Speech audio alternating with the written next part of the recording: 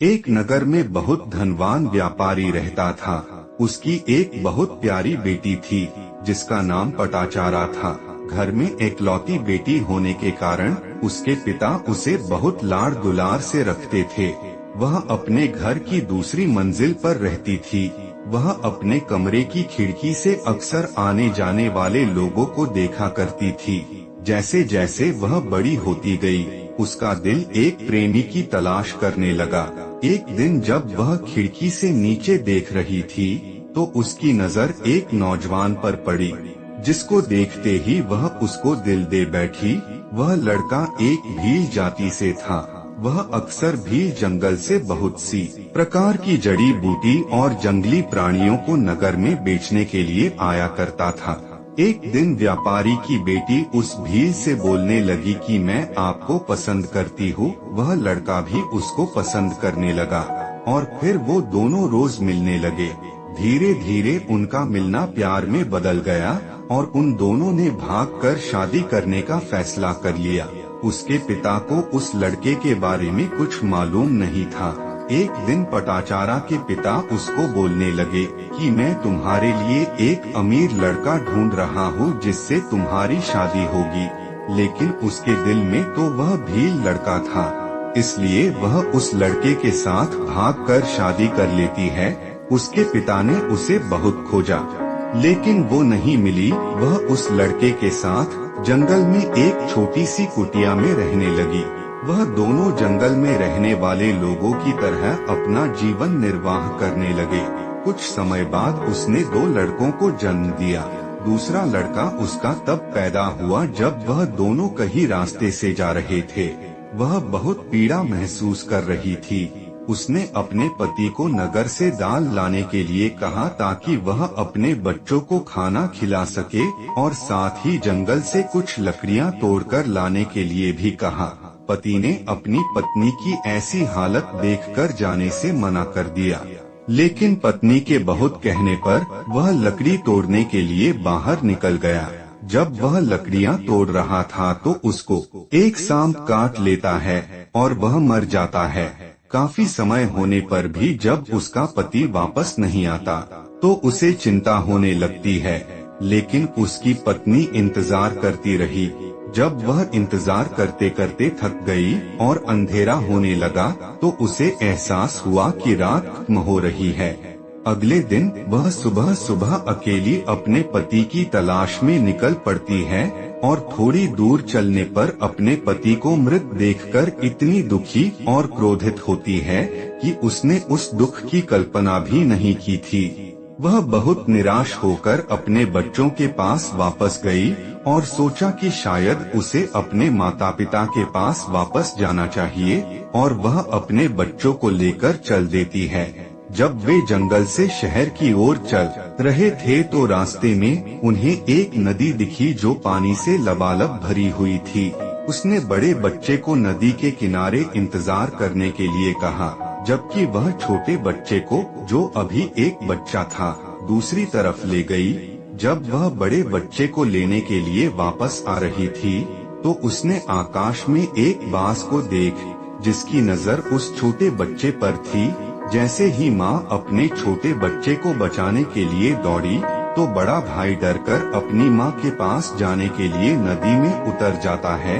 छोटा होने के कारण वह डूबने लगता है और पानी में बह जाता है और दूसरी तरफ छोटे बच्चे को भी पक्षी झपट्टा मारकर ले जाता है। माँ बहुत रोती है। बाद में वह शहर जाती है और अपने माता पिता का घर ढूंढती है, लेकिन उसे वह नहीं मिलता। वह नगर में लोगों से पूछती है कि उसका घर कहाँ है। उसने नगर के लोगों को बताया कि वह नगर के सबसे धनवान व्यापारी की बेटी है। लोगों ने उसे बताया कि तुम्हारे भाग जाने के बाद तुम्हारे माता पिता ने तुम्हें बहुत ढूंढा परंतु तुम कहीं नहीं मिली, इसलिए वे बहुत दुखी थे। नगर में तेज बाढ़ में उनका घर भी बह गया। घर में जो भी थे, बूढ़े और जवान, सभी मर गए। वह जो धुआं दिख रहा है वह उस आग से आ रहा है जहां मरने के बाद उनके शरीर को जलाया जा रहा है।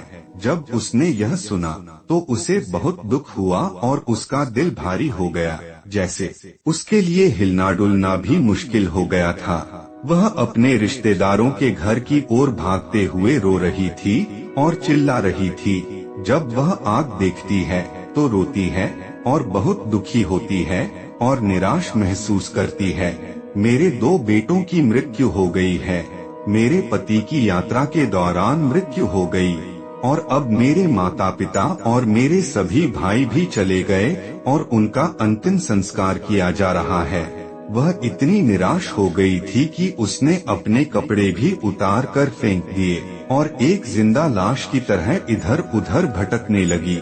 जब भी वह कहीं जाती थी तो बहुत सारे लोग इकट्ठा हो जाते थे और कहते कि उसके शरीर पर कपड़े ही नहीं हैं, वह बिना कुछ पहने घूमती है और ठीक से व्यवहार नहीं करती है।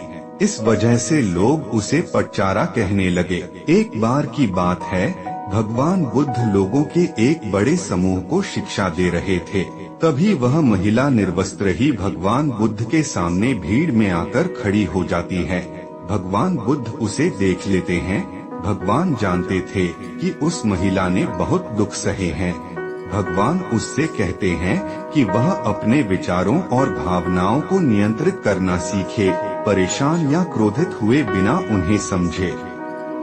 जब उसने भगवान को बोलते हुए सुना तो उसे शर्म और विनम्रता महसूस हुई। वह बैठ गई और पास में एक आदमी ने अपना सफेद कपड़ा उसकी ओर फेंक दिया। उसने कपड़ा ओढ़ लिया और एक अच्छा इंसान कैसे बने इसके बारे में शिक्षाएं सुनना शुरू कर दिया। भगवान बुद्ध ने जो शब्द कहे थे वे धम्मपद नामक पुस्तक में लिखे गए हैं, जो इस प्रकार है। नहीं बच्चों में शरण मिलती है, नहीं पिता या रिश्तेदारों में। जिसको अंतकाल से प्रहार हुआ है उसको परिवार भी नहीं बचा पाता। जिसको परिणामों का पता होता है वह प्रज्ञावान अपने गति की रक्षा करता है, अपने कर्मों की राह को जल्दी से सुधार कर निर्वाण की ओर बढ़ता है। पटचारा बाद में बौद्ध बन गई, जिसका अर्थ है कि उन्होंने अपना जीवन बुद्ध की शिक्षाओं का पालन करने के लिए समर्पित कर दिया। उन्होंने जो काम किया उनमें से एक विपश्यना ध्यान का अभ्यास था, जो उन्हें ध्यान केंद्रित करने और आंतरिक शांति पाने में मदद करता है। एक बार की बात है, जब वह अपने पैर धोने को बाहर आई, उसने एक लोटा लिया और अपने पैरों पर 3 बार पानी डाला।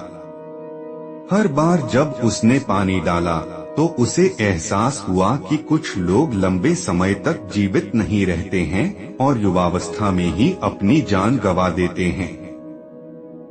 दूसरी बार जब उसने पानी डाला तो अधेड़ होने पर उनकी जान चली जाती है। ठीक वैसे ही जैसे उसने तीसरी बार पानी डाला तो उसे लगा कि लोग बहुत लंबे समय तक जीवित रहते हैं।